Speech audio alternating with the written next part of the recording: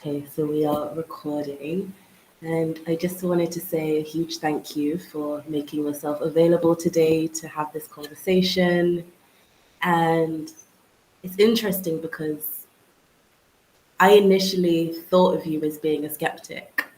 I am. That's the funny thing. I definitely am. Yeah, I even consider myself like more rational than anything. Um, my well, as a doctor, I have to, right?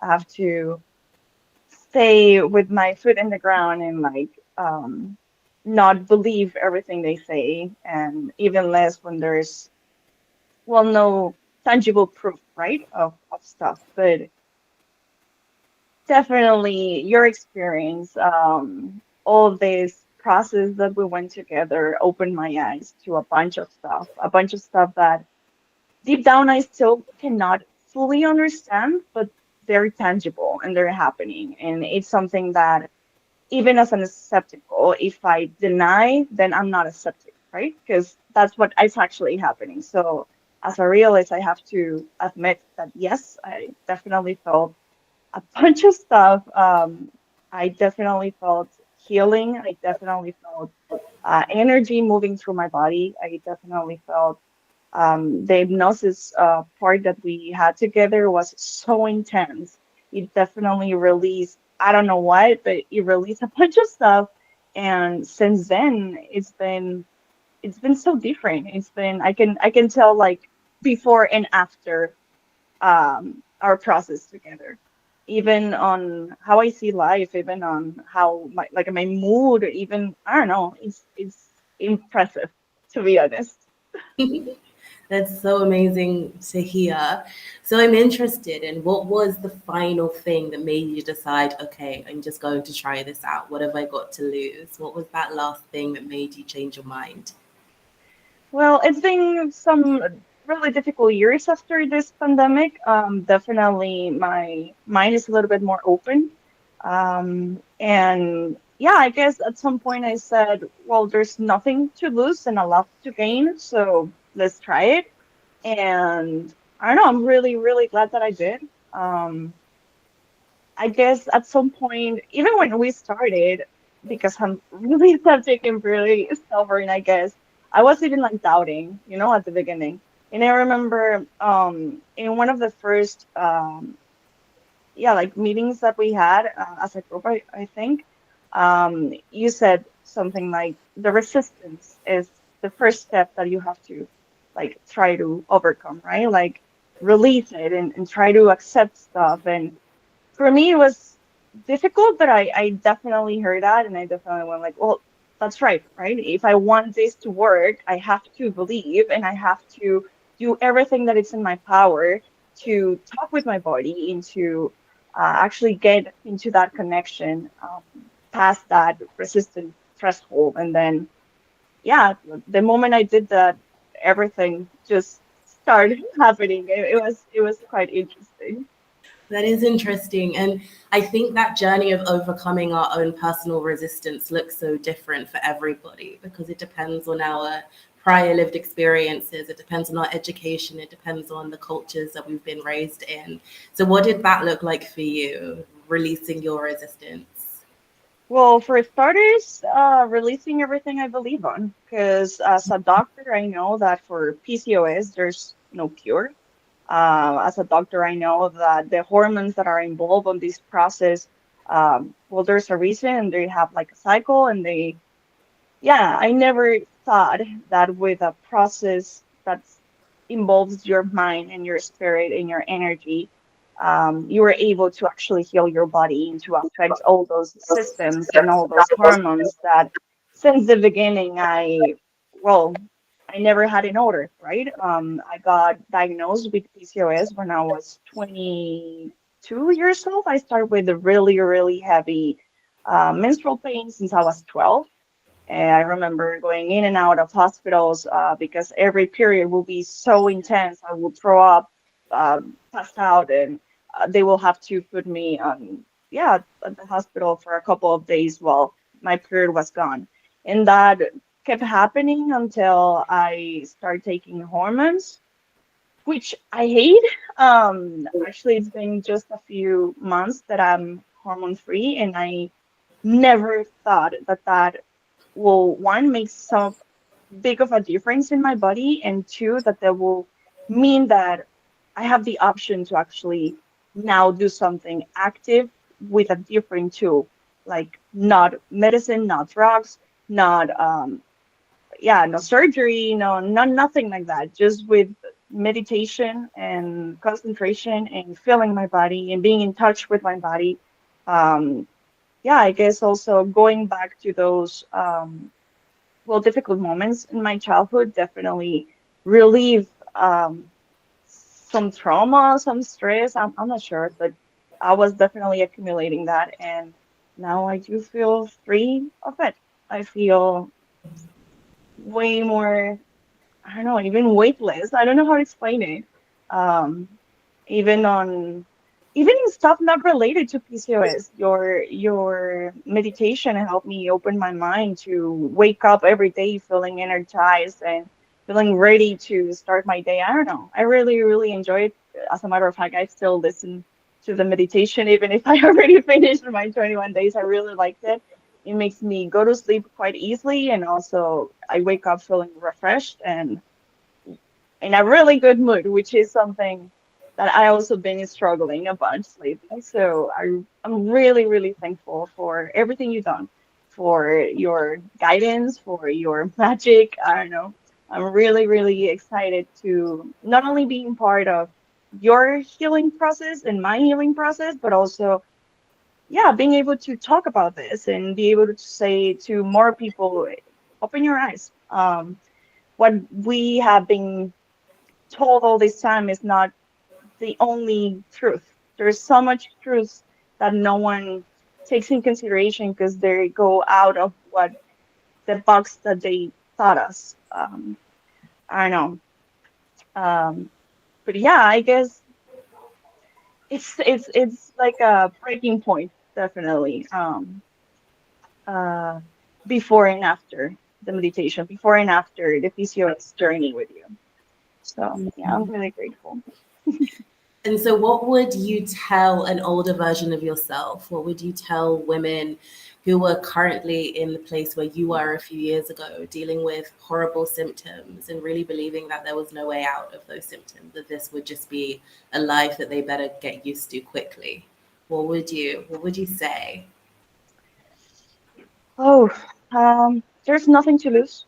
I guess we've been abandoned so much regarding that in so many other fields, like in the medical field, as you said, like you have to get used to it. On my case, I had 27 cysts on my left side and 25 on the right side.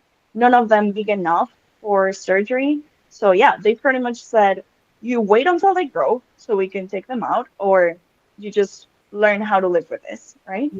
And That was exactly the same for me. Yeah. yeah, so for me, you coming and telling me there's another option, and not only I know it's an option, I did it myself, and I'm helping other people to do to go through this journey. I think open your eyes. There's nothing to lose. Like if you try, you're gonna be really happy with the results. Sometimes this first step is the hardest one of abandon all beliefs, of abandon this point of resistance, of just surrendering yourself to, yeah, to everything your body has to offer, to the connection within you. Um, but yeah, I guess don't be afraid. There's nothing to lose. There's a lot to win. Mhm. In the worst case scenario, because that's how I always teach the stuff, right? Worst case scenario, you already have a really personalized meditation that is going to change your mood, that is going to change your energy levels, that is going to change your intuition and how you, yeah, how you experience every day. So there's nothing to lose. I'm more than surprised with the results, and I don't know. It's again because it's something that I cannot fully explain. It's something that I'm still like processing on my mind because yeah, I don't know. I'm still in shock. Oh, well, I feel like that never goes away because even though I see results every day, I know this stuff works and it's scientific as well as it is magic, but I see magic as science and science as magic. Um, I lost my train of thought. What was I going to say? Oh, I'll come back to that. I lost it. But I'm interested. The emotional root cause, and we don't have to go into the specifics in this conversation, but I'm just interested to hear if the scenes that we went back to in your session, the scenes that ended up being the emotional root of the PCOS that you were experiencing, did you have any kind of inkling that your mind would take you there, or it was a complete surprise? The whole experience was a complete surprise. I never even thought that trauma was the cause of PCOS. I never even thought that all these memories, painful memories that were never even dealt with, are well accumulating somewhere in my body and causing issues, right? So yes, definitely, I do believe I was not expecting it. The whole thing, it's something that I was not expecting. I remember even the first time that you put me under hypnosis, I remember thinking, yeah, I don't think this is gonna work. Like I was already like thinking on all the things, and then I remember closing my eyes, and then you kept saying like, now you're relaxing deeper and deeper and deeper. And usually, in order for me to relax, I have to like be conscious about it, right? Like, okay, we're gonna relax, we're gonna relax. I have to focus. I'm gonna relax. I have to like let's stop clenching my jaw, stop clenching, and under your hypnosis, I didn't even have to think anything. My body started going like relax and more relaxed and more relaxed and more relaxed. Every time you were saying go deeper and deeper and deeper, I didn't have a I didn't have to be conscious for my body to start relaxing. So when we actually, that was the first thing that I noticed. Okay, this is beyond my mind because my mind is not even controlling what my body is feeling at this moment. Like she's saying something and my body is automatically doing it without me even having to think about it. So at that moment, I said, okay, this is going to work because this is beyond me. This is beyond my consciousness. This is beyond what I'm able to, yeah, restrict or not do. This is something beyond of what I know, right? So I guess that was also one of the moments where I went, okay, let's do this. There's no point of me like building more resistance. There's no point of me not believing this and going like, no, no, no, this cannot be happening. It is happening. Like you're already experiencing it. So just go with it, go with the flow. And that's when I fully like released myself, and it was impressive for me. And I remember the more I think about the questions you did, the less I knew the answer. But whenever you will repeat it again, and then I stop thinking about the answer will pop up in my head automatically. So that's all of the things that I couldn't like fully understand. Like, my mind was talking and not exactly directly to me. I don't know how to explain it. Usually on my thought of process, I have like a little voice in my mind that tells me stuff. And this time that voice was not talking to me, it was talking to you. So for me, that was a whole new thing. It was, I don't know, it was really interesting. I got to know myself on a deeper level. I got to know myself. I got to remember stuff. There was a bunch of stuff that I couldn't even, I didn't even knew that they happened. It's, I don't know. I'm really impressed. Really impressed. It's a whole new life. And the most amazing thing about this work is that curing PCOS is already such a life-changing, incredible thing that anybody can do for themselves. And it's beyond belief that that is just the portal into the rest of your life, which is going to be incredibly amazing because of that empowerment, knowing if you can cure PCOS, then what else can't you cure? You know, it's like, Yeah. what else can't you do? And the answer is nothing. You can do absolutely everything that you put your mind to. So I'm really interested to hear how you will be using your mind going forward now that you know what it's capable of. Well, for starters, I don't even see medicine the same way. I don't believe we require medicine to be healed. Now I know that we have the power to do that on our own. I also don't see disease the same way. Usually on my head, it was like a restricted idea that they told me in school that it's caused by bacteria or viruses or genetic issues or whatever.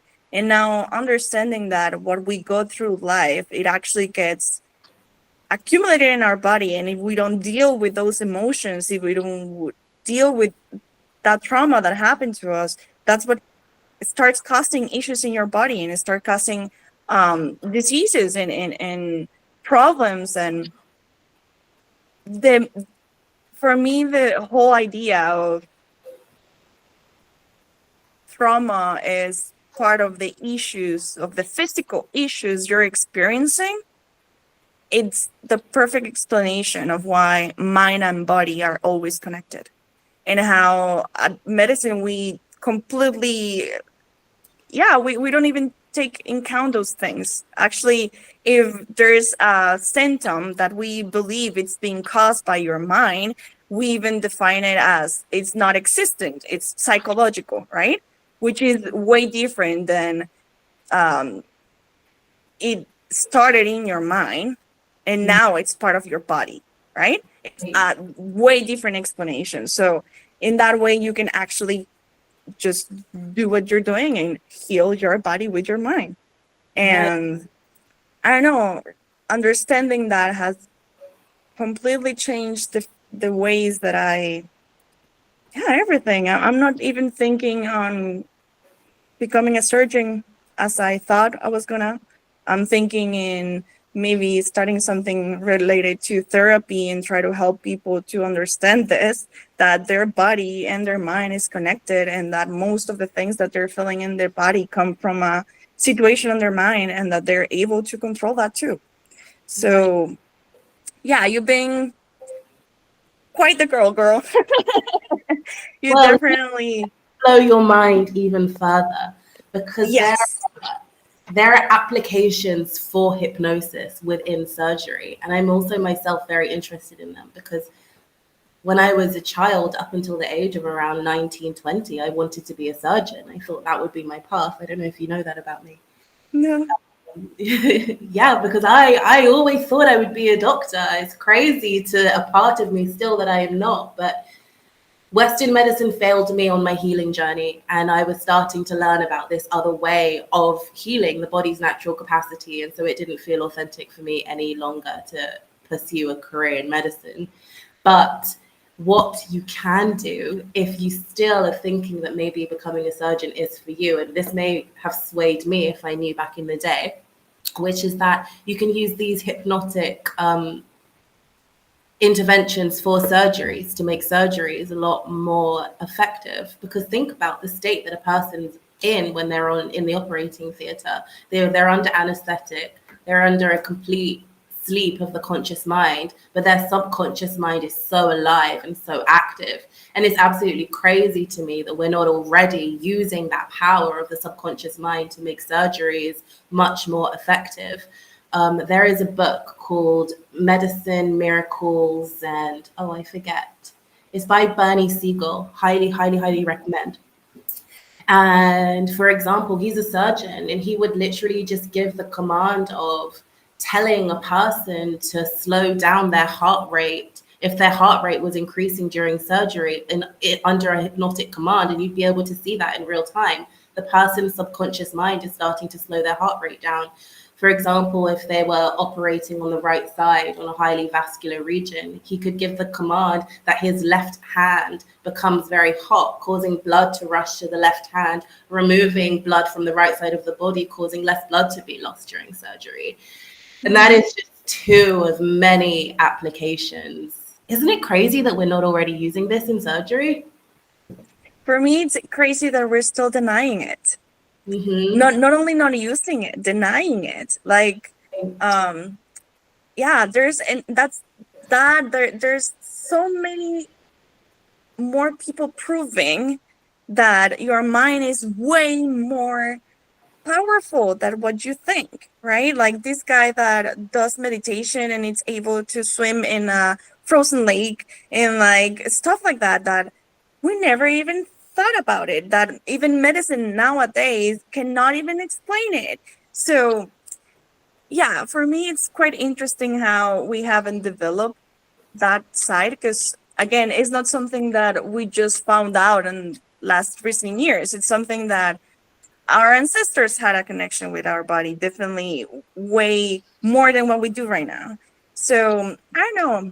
It's a whole subject right there of why we are not using this, why we're still rejecting it when there's so much proof, and we're actually coming to I will even describe it like that, an era of opening our minds. Like more and more people are getting awake and more people are getting touched by these experiences and are realizing that there's no absolute truths, right? So having that open mind, having that less resistance, having that idea of how powerful is your mind, definitely it's a life-changing experience for sure. And I'm Wow. so thankful for not only being able to be part of it, but for having you as a guide for this journey. I'm really, really thankful. And going back to what you said, you're a doctor, girl. I mean, you're healing people. That's what doctors do. So you are a doctor. You know, you're a healer. So don't even say that because you are. It's okay. I mean, I don't identify as being a doctor because I'm able to do that which doctors are not. And so I don't want to be. I don't want to be a doctor. I don't want to be a person who tells other people that which is impossible when actually it is possible about their human body. And it's really Yeah. sad because if 95% of medical practitioners knew that this stuff was possible, I'm sure that that would change their practice. I'm sure that would change the patient experience, but it's just not known about. And so, Laura, you have no idea how special it was and such an honor for me to be able to work with you because you are a doctor and now you know that this stuff is powerful. So you have the weight of your academic studies, which is so valuable, but now you have all of this stuff too. And now you have the luxury of time to figure out how you're going to put these two aspects together. And I have chills actually right now thinking about the amount of people that you're going to touch and help Oh, and thank you. heal I hope so. because of this. It's just, you don't have to hope, it's done. It's what's happening. Yes. Yes, girl. Yeah, and I would love to stay in touch and be a part of your journey and maybe even speak further about potential collaborations and ways that we can reach the world in a better way. Definitely. Yeah, for sure. A very remarkable woman, and I'm really grateful for you. Oh, I'm so grateful for you too, girl. Thank you so much. You've healed yourself, and now you've given permission to women across the world who never even thought that this was a possibility for them. So, seriously, huge congratulations. Oh, and thank you so much for the opportunity to be part of this. Okay, well, is there anything else you want to say? No, I think that will be it. It covers very well. Let me stop the recording.